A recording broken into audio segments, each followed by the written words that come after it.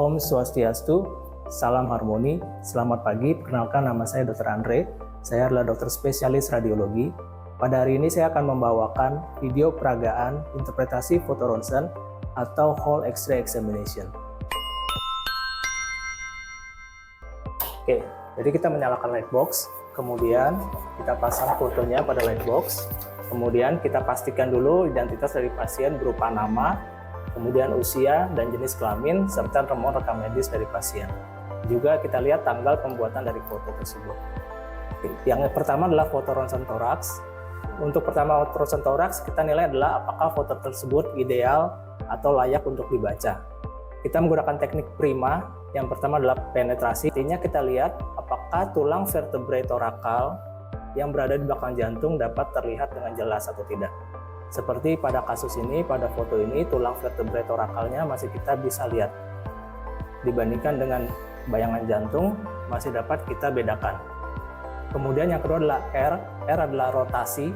Rotasi kita lihat jarak antara processus spinosus yang ada di vertebra torakal terhadap sisi kanan clavikula dan sisi kiri clavikula. Idealnya jarak antara clavikula kanan dengan processus spinosus, jarak antara clavikula kiri dengan processus spinosus adalah sama. Jadi itu menunjukkan tidak ada rotasi atau posisi badan pasien lurus, tidak miring kanan ataupun tidak miring ke kiri. Yang kemudian yang ketiga adalah inspirasi. Kita nilai apakah inspirasi pada pasien ini cukup atau tidak. Kita hitung dari costa posterior, sebelah kanan. Yang pertama kita hitung 1, 2, 3, 4, 5, 6, 7, 8, 9. Costa 9 berpotongan dengan diafragma kanan. Artinya inspirasi pasien ini mencapai costa 9 dan itu adalah cukup karena minimal kita memakai costa 8 sebagai batasan inspirasi cukup atau tidak. Yang keempat adalah M, magnifikasi. Pasien ini adalah foto AP yang artinya terjadi magnifikasi atau pembesaran. Yang artinya jantung pasien akan terlihat lebih besar dibandingkan yang sesungguhnya. Kemudian yang kelima adalah A. A itu adalah angulasi atau sudut pengambilan dari foto pasien. Kita pastikan kita lihat dari ujung clavikula kanan dan juga clavikula kiri. Idealnya clavikula kanan dan kiri akan berada di setinggi torakal 3 maupun torakal 4. Pada kasus ini, ujung clavikula kanan kiri berada setinggi torakal 3, yang artinya sudut pengambilan X-ray-nya tegak lurus terhadap pasien. Setelah kita memastikan fotonya ideal atau layak kita baca dengan teknik prima, kita memastikan dulu apakah foto ini AP atau PA. Cara memastikannya dengan melihat dari skapula pasien. Pada posisi AP atau pasiennya biasanya tiduran supine, posisi skapula akan berada di dalam rongga toraks, seperti pada kasus ini. Sementara nanti pada posisi PA atau berdiri, skapula pasien akan berada di luar dari rongga toraks sehingga tidak menutupi rongga toraks. Jadi pada pasien ini kita lihat posisinya adalah AP. Kemudian kita pastikan marker, apakah terdapat marker pada foto ini. Terdapat marker di sini, marker R yang artinya sisi sini adalah sisi kanan dari pasien. Setelah itu, setelah kita lihat ada marker, kemudian ini adalah foto toraks AP, kita mulai masuk ke dalam pembacaan. Pertama kita bisa menilai dari sisi dalam terlebih dahulu, yaitu mulai dari trakea. Trakea normalnya berada di tengah seperti ini, berwarna hitam karena dia berisi udara dan tidak ada deviasi, yang artinya dia lurus di tengah dan juga berwarna hitam, berisi udara. Kemudian kita mulai mediastinum. Mediastinum adalah jaringan atau area di sekitar kanan dan kiri dari trakea. Di sini adalah mediastinum. Kita nilai apakah mediastinumnya membesar atau tidak. Kita bandingkan dengan batas kanan dari jantung, apakah batas mediastinum dibandingkan batas kanan jantung lebih kecil atau lebih besar. Kalau dia lebih besar, kita dapat mencurigai adanya pembesaran dari mediastinum. Foto ini mediastinumnya masih berada atau lebih rendah dibandingkan batas kanan jantung, yang artinya tidak terdapat pembesaran mediastinum. Kemudian kita melihat dari jantung. Kita lihat untuk jantung, kita menilai ada ukurannya. Kita menggunakan CTR. Jadi kita ukur dulu batas kanan dan kiri dari jantung. Pada foto ini kira-kira batasnya adalah 14,5 cm. Kemudian kita ukur batas dari rongga toraks yang terlebar. Pada foto ini 27,5. Jadi 14,5 dibagi dengan 27,5. Bila hasilnya kurang dari 58%, artinya tidak ada kardiomegali. Tetapi bila hasilnya lebih dari 58%, terdapat kardiomegali. Kemudian, diameter dari hilus tidak boleh melebihi diameter dari trakea. Kemudian kita masuk ke dalam paru-paru. Paru-paru normal berisi udara sehingga akan warna hitam. Kita lihat apakah terjadi peningkatan opasitas atau peningkatan densitas, di mana paru-parunya berubah menjadi lebih putih. Pada kasus ini kita dapat lihat pada zona atas paru kanan terdapat peningkatan opasitas, kemudian di zona bawah dapat juga terjadi peningkatan opasitas, juga di paru kiri, di zona bawahnya terdapat peningkatan opasitas. Jadi kita dapat menilai, kita dapat memberi laporan bahwa terjadi peningkatan opasitas pada zona atas paru kanan dan zona bawah paru kanan dan kiri. Kemudian kita menilai dari corakan vaskular paru. Normalnya corakan vaskular paru hanya berada pada sepertiga medial, sepertiga tengah. Sepertiga lateral biasanya corakannya tipis atau sulit dilihat karena memang semakin lama akan semakin kecil. Jadi pada foto ini dapat kita lihat pada sisi lateral corakan vaskularnya mulai menghilang atau mengecil, sehingga kita sulit untuk memastikan di mana corakan vaskularnya. Jadi ini corakan vaskularnya masih dalam batas normal. Setelah itu, setelah dari paru-paru, kita masuk ke dalam sudut costophrenikus. Sudut costophrenikus dibentuk oleh diafragma dan juga dari rongga toraks, sehingga membentuk satu sudut yang tajam. Seperti contoh di sebelah kiri ini, sudutnya masih tajam, yang artinya normal. Kemudian di sisi sebelah kanan dapat kita lihat sudut costophrenikusnya sedikit mengabur atau menumpul, menjadi tumpul. Jadi ini merupakan suatu kelainan. Kita dapat catat terlebih dahulu bahwa terjadi penumpulan atau sudut costophrenikus kanannya tumpul. Kemudian selanjutnya kita masuk ke dalam diafragma. Diafragma kanan dan diafragma kiri. Normalnya diafragma kanan harus berada lebih tinggi dibandingkan diafragma kiri karena ada hepar. Kemudian bentuk dari diafragma harus berbentuk melengkung, membentuk suatu dome shape. Jadi pada kasus ini diafragma kanan dan kiri posisinya baik dan juga bentuknya baik. Kemudian kita masuk ke dalam tulang-tulang. Karena pasien ini merupakan pasien trauma, kita harus ingat mungkin terjadi fraktur pada tulang-tulang yang dapat tervisualisasi.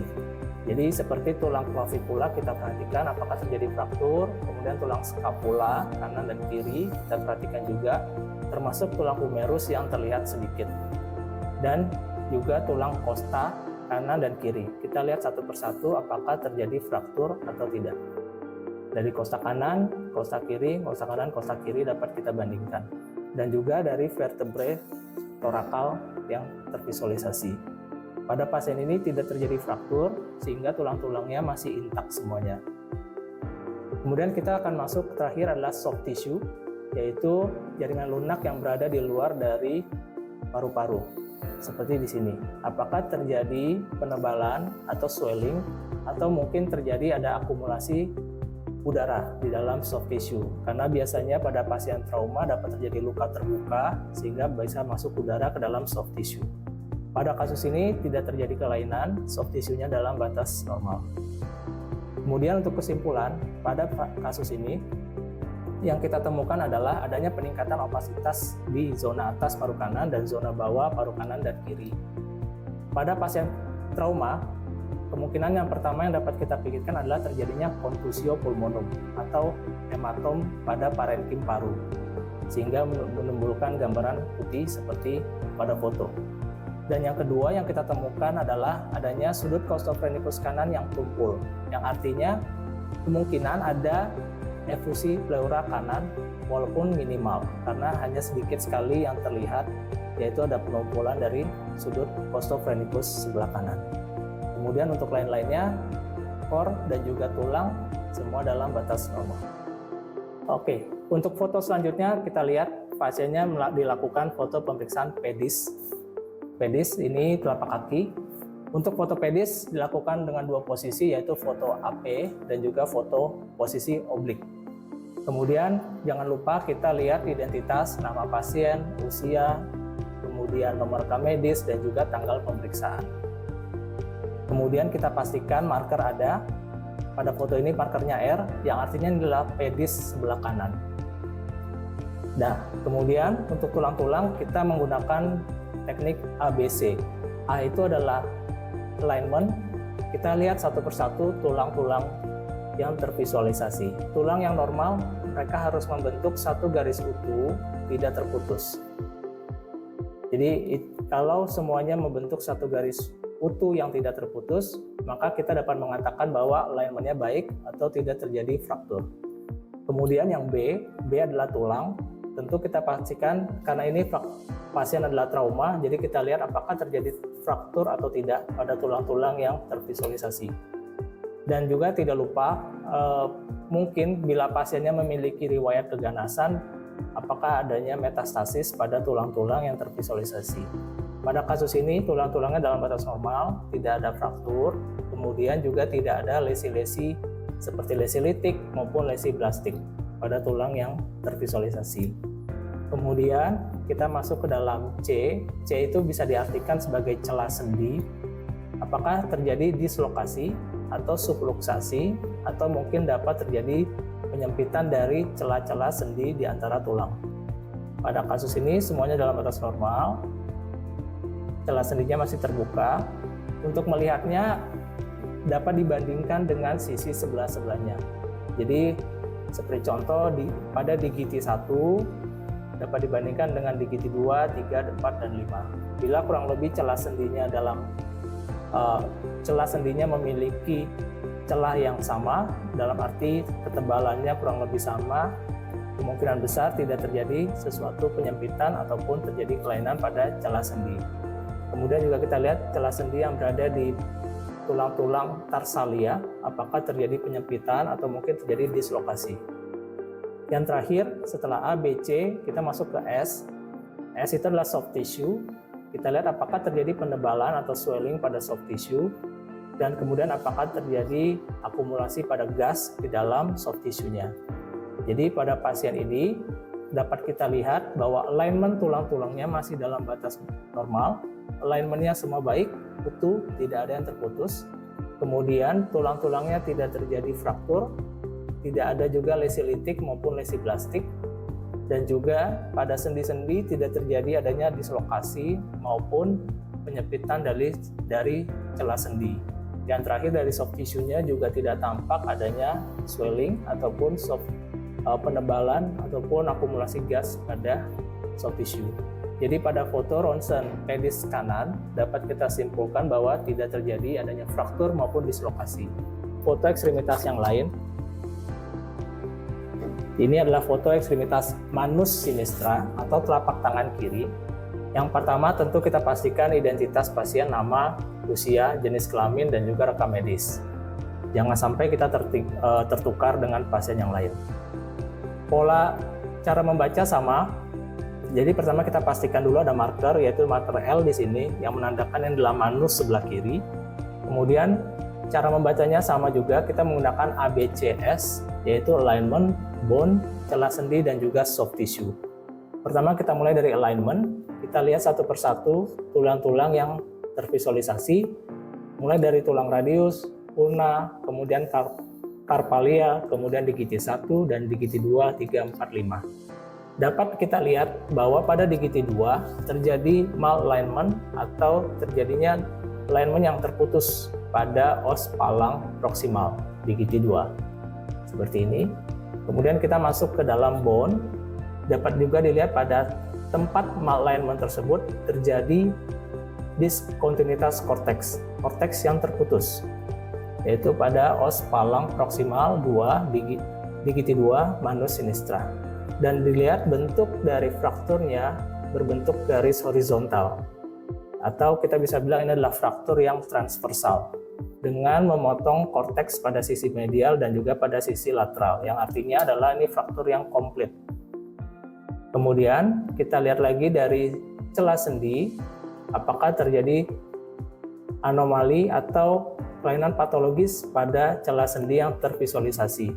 Pada pasien ini tidak terjadi atau tidak ada tampak lesi patologis pada celah sendi.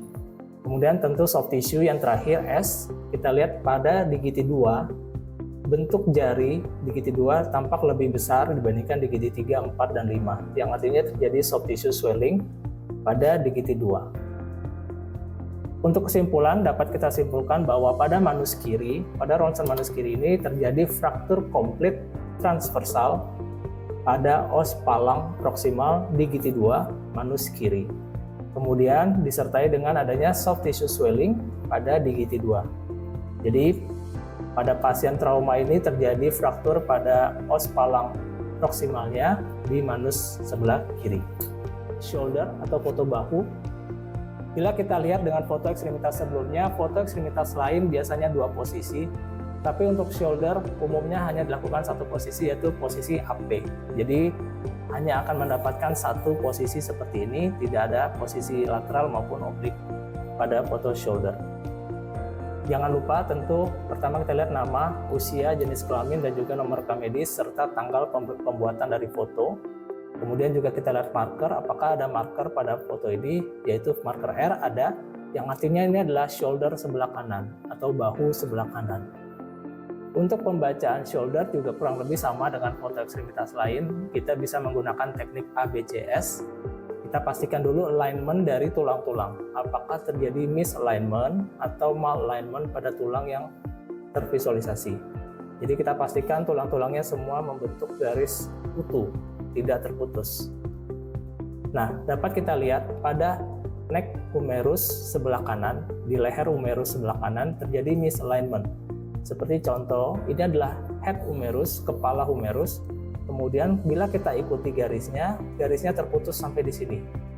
Sementara neck humerusnya berada di sebelah medial dari head. Jadi ini adalah neck humerus, kemudian neck-nya di sebelah lateralnya. Jadi terjadi malalignment pada neck humerus, yaitu terjadi fraktur pada leher humerus sebelah kanan. Garis frakturnya membentuk garis transversal, berarti dia adalah fraktur transvers, dan karena benar-benar memisahkan kepala dengan neck, artinya terjadi fraktur yang komplit. Kemudian kita lihat dari celah sendi. Untuk shoulder kita, yang celah sendi utama yang kita lihat adalah glenohumeral. Glenohumeral dibentuk oleh glenoid. Glenoid adalah bagian dari scapula, sementara humeral tentu adalah artinya humerus. Artinya glenoid dan humerus berada dalam posisi yang baik atau tidak. Pada kasus ini, posisi head humerus masih berada pada glenoid dari scapula, yang artinya tidak terjadi dislokasi pada shoulder atau glenohumeral joint sebelah kanan. Tentu kita juga lihat sendi-sendi lain seperti acromioclavicula. Ini adalah acromion dan ini adalah clavicula. Celah sendi ini disebut acromioclavicula. Di sini juga tidak terjadi dislokasi maupun pelebaran dari celah sendinya. Jadi pada pasien ini tidak terjadi dislokasi. Dan yang terakhir adalah S, soft tissue. Di sini dapat kita lihat bahwa soft tissue shoulder kanan tampak lebih besar dan juga tampak peningkatan opasitas dibandingkan soft tissue di area lain. Tampak di sini lebih putih dibandingkan soft tissue daerah lain. Yang artinya adalah ada pembengkakan, ada swelling, dan kemungkinan terjadi hematom pada daerah shoulder sebelah kanan. Sehingga untuk kesimpulan dapat kita simpulkan bahwa terjadi fraktur transversal komplit pada neck humerus kanan yang disertai dengan adanya soft tissue swelling dan hematom pada regio shoulder kanan, dan dapat kita sertakan bahwa tidak terdapat dislokasi pada glenohumeral joint sebelah kanan. Foto selanjutnya kita lihat adalah foto abdomen. Oke. Yang pertama tentu sekali lagi tidak lupa-lupa untuk kita lihat nama, identitas, jenis kelamin, usia, dan juga tanggal pembuatan dari foto tersebut. Pertama untuk foto abdomen kita lihat dulu apakah mencakup area yang diinginkan. Untuk abdomen, gambar foto harus mencakup diafragma hingga ke simfisis pubis.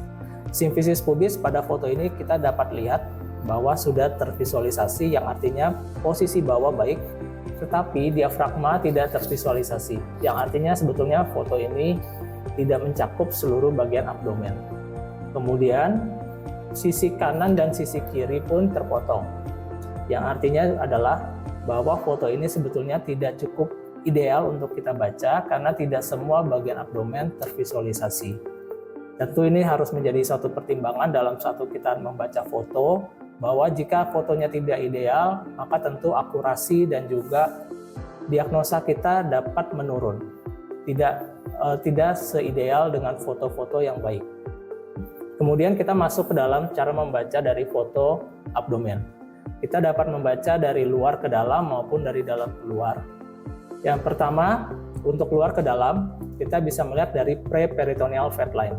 Seperti namanya, artinya ini adalah garis di sebelum peritoneum, pre-peritoneal fat line. Dan dia terbuat oleh lemak, sehingga namanya fat line. Dan seperti yang sudah kita sebutkan bahwa abdomennya terpotong di sisi kanan dan juga di sisi kiri, artinya pada kasus ini pre-peritoneal fat line-nya tidak tervisualisasi. Tentu ini dapat kita catat ke dalam laporan bahwa pre-peritoneal fat line tidak tervisualisasi. Kemudian kita masuk ke dalam. Pertama kita lihat tentu adalah traktus gastrointestinal atau usus-ususnya. Yang pertama kita nilai adalah distribusi dari udara. Kita semua tahu bahwa usus mengandung udara, dan distribusi yang normal bahwa adalah terjadi adanya udara di rektum atau di daerah sini, cavum pelvis bawah. Ini adalah daerah rektum, dan di sini kita lihat ada bayangan yang berwarna hitam yang menunjukkan bahwa ini adalah gas atau udara. Dan ini menunjukkan distribusi udara yang normal, karena rektum harus selalu terisi oleh udara. Kemudian yang kita nilai kedua dari traktus gastrointestinal adalah apakah terjadi distensi atau dilatasi dari usus-usus. Pertama kita dapat melihat apakah adanya valvula conniventes pada small bowel ataupun haustra pada kolon atau usus besar. Pada kasus ini tidak tampak adanya valvula conniventes maupun adanya haustra pada kolon. Sehingga dapat kita lihat bahwa tidak terjadi adanya distensi maupun dilatasi. Bila kita melihat adanya valvula conniventes atau haustra, kita harus melakukan pengukuran terhadap diameter dari usus tersebut. Usus kecil memiliki batas 3 cm, sementara kolon 6 cm, dan juga pada sekum batas maksimal adalah 9 cm.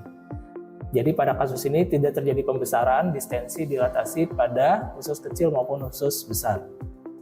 Kemudian kita masuk ke yang ketiga, yaitu tractus urinarius atau saluran ginjal, ureter, dan juga bladder. Kita tahu bahwa ginjal ada dua, di sebelah kanan dan juga di sebelah kiri. Kemudian ada bladder di bawah di daerah cavum pelvis.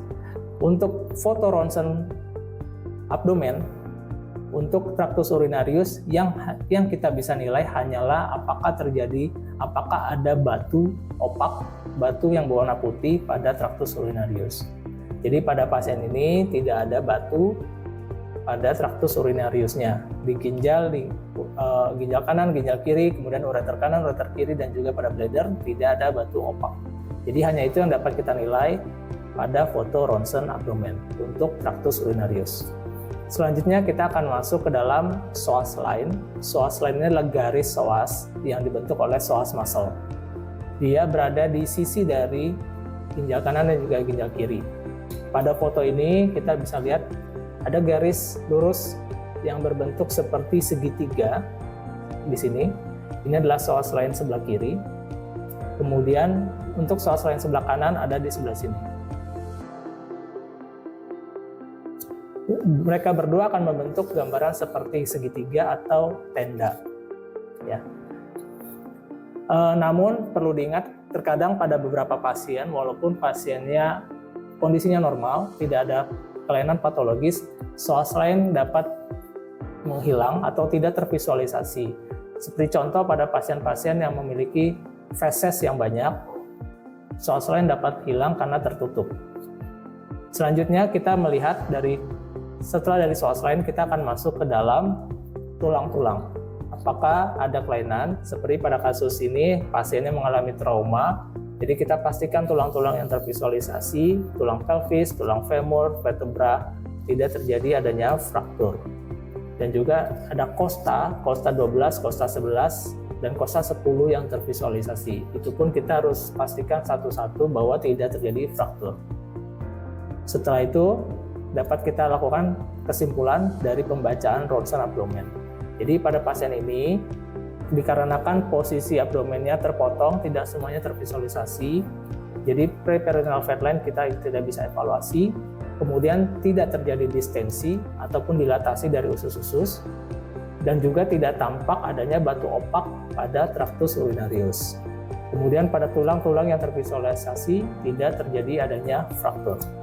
Jadi pada pasien ini kita tidak menemukan lesi patologis pada ronsen abdomen.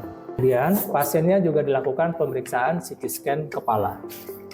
Jadi biasanya kita akan mendapatkan 1 lembar atau mungkin 2 lembar yang di dalamnya ada kotak kecil-kecil yang dibagi menjadi beberapa bagian yang menunjukkan bagian irisan dari otak pasien atau brain dari pasien. Oke, jadi untuk CT scan kita harus ingat bahwa sisi kanan dari kita atau dokter yang membaca itu adalah sisi kiri dari pasien. Sehingga sebagai contoh seperti ini, saya akan mengambil satu gambar di sini. Ya, di sini adalah sisi kanan saya atau sisi kanan dokter yang membaca. Ya, dokter pemeriksa di sisi kanan. Tetapi ini adalah sisi kiri pasien. Sehingga jika ada sesuatu atau lesi patologis pada area ini, sisi sini, ini adalah sisi kiri.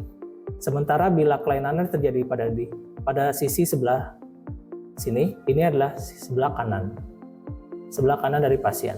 Jadi selalu berbanding kebalikan dengan dokter pembaca atau pemeriksanya.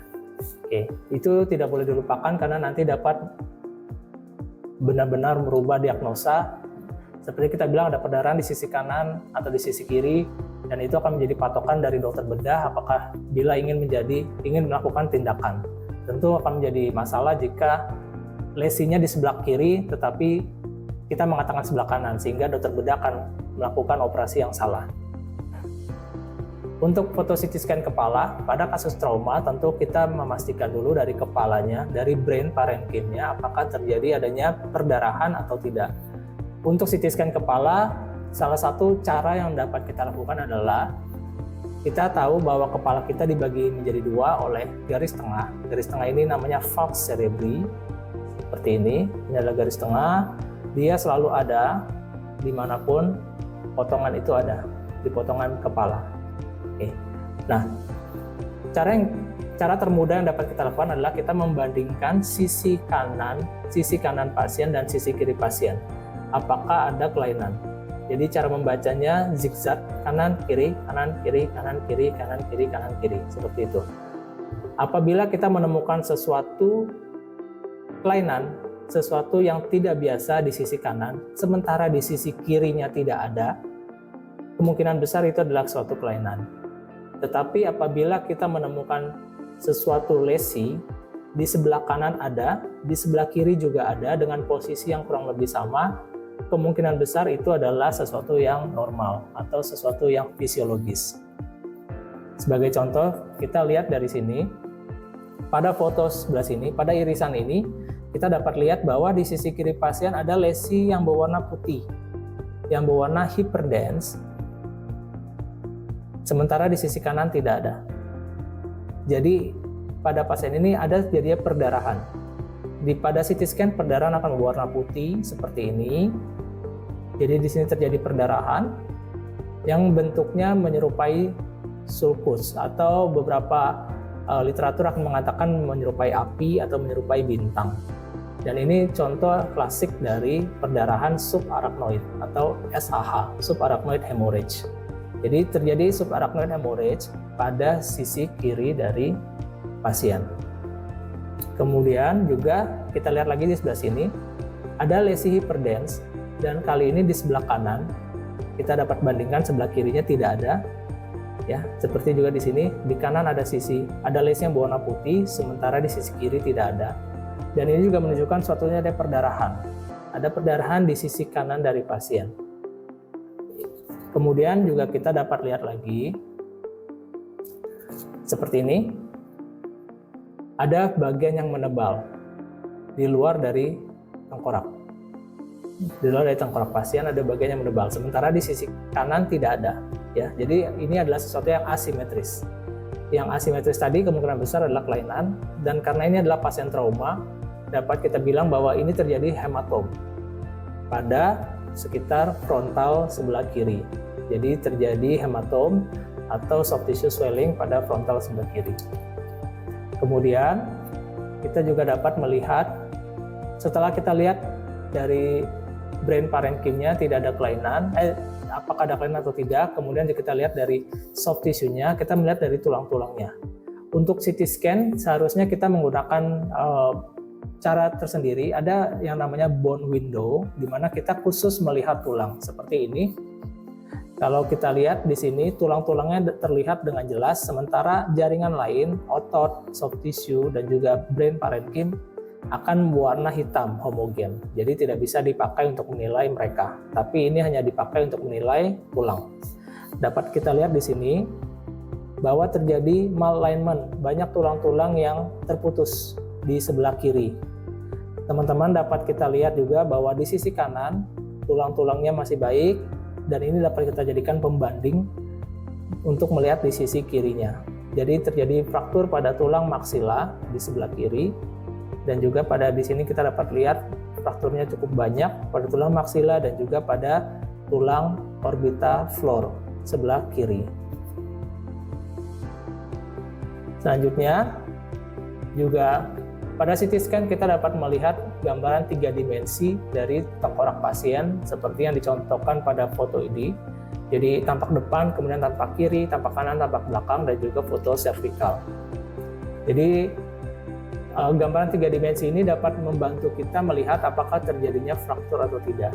Seperti contoh, tadi sudah kita lihat bahwa ada fraktur di sebelah kiri, dan di sini juga cocok karena di gambaran 3 dimensinya terjadi fraktur, banyak fraktur pada tulang-tulang maksila di sebelah kiri. Seperti ini juga ada fraktur di tulang arcus zygoma, kemudian pada maksilaris maksilaris kiri, kemudian juga pada frontosphenoid kiri. Kemudian karena ini pasien trauma, tentu kita tidak lupa melihat servikal, apakah terjadi fraktur pada servikal pasien, ataukah mungkin terjadi pergeseran dari tulang-tulang servikal. Tetapi pada kasus ini semuanya dalam batas normal, semuanya dalam garis lurus yang utuh, tidak terjadi fraktur maupun malalignment. Sehingga pada pasien ini dapat kita simpulkan bahwa ada subarachnoid hemorrhage pada sisi kiri sisi kiri brain pasien, kemudian juga terjadi perdarahan pada sisi kanan brain, dan kemudian terjadi fraktur multiple pada maksilaris kiri dan juga pada arcus zygoma kiri, dan juga adanya soft tissue swelling atau hematom pada regio frontal kiri dan juga regio periorbita. Di sini adalah orbita, dapat kita lihat bahwa terjadi bengkak di sekitar mata sebelah kiri. Jadi ada soft tissue swelling di sekitar periorbita kiri. Jadi pada pasien ini dapat kita simpulkan, yang pertama, tentu kita akan menyampaikan apa yang paling membahayakan atau mengancam nyawa dari pasien. Yang pertama tentu dari CT scan kepalanya kita bisa lihat tadi ada perdarahan di kepala, dapat terjadi perdarahan subarachnoid dan juga perdarahan di parenkim sebelah kanan, ya, dan juga fraktur multiple pada maksila dan juga zygoma. Kemudian selanjutnya yang dapat kita sampaikan adalah terjadi adanya contusio pulmonum pada paru sebelah kanan dan juga paru sebelah kiri pada pasien ini. Kemudian yang kita temukan lagi adalah adanya fraktur dari neck humerus sebelah kanan disertai dengan hematom pada shoulder kanannya. Kemudian yang kita temukan lagi adalah adanya fraktur pada os palang proksimal di gigi 2. Ya, pada jari kedua terjadi fraktur di os palang proksimalnya. Oke. Jadi itu interpretasi yang dapat kita sampaikan. Untuk pemeriksaan lainnya seperti pedis kanan, dan juga pada abdomen pasien tidak ditemukan adanya lesi patologis untuk saat ini. Nah, apakah ada pemeriksaan lanjutan untuk pasien seperti ini dengan kelainan-kelainan yang kita temukan? Untuk saat ini tidak ada pemeriksaan lanjutan, tetapi kita dapat menyarankan untuk follow up, terutama apabila pasiennya mengalami kondisi yang memburuk, dapat segera dilakukan pemeriksaan ulang seperti pemeriksaan CT scan kepala untuk melihat apakah perdarahannya bertambah besar atau bertambah banyak. Sekian dari pemeriksaan pada pasien dengan kondisi trauma dengan berbagai jenis radiografi dan juga CT scan kepala. Semoga dapat membantu adik-adik semua dan teman-teman sekalian untuk belajar mengenal tentang radiologi dan bagaimana peran radiologi dalam mendiagnosa pasien, terutama dalam kasus hari ini kita menemukan kasus trauma. Semoga bermanfaat bagi semuanya. Om Santi Santi Om, selamat pagi, salam harmoni.